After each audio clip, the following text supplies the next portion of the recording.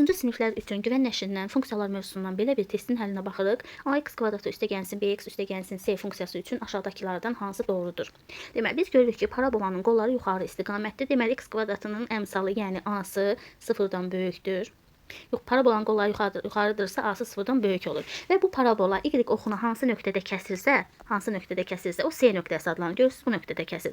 Bu bunun c-sidir. Deməli, hansı istiqamətdə kəsdi? Müsbət istiqamətində. Deməli, c-si də 0-dan böyükdür. İndi gəlin m nöqtəsini tapaq. Parabolanın təpəsi, bu təpə nöqtəsi x0 və yaxud da m ilə işarə edilir.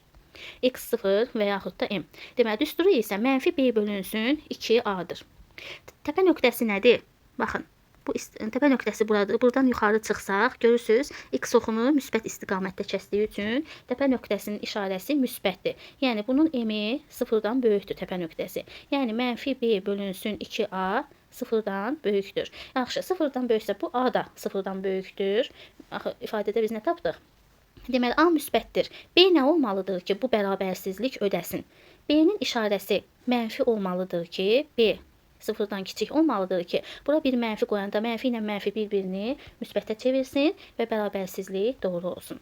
Deməli, a-sı 0-dan böyük, b-si 0-dan kiçik, c-si də 0-dan böyük. Cavab D bəndi.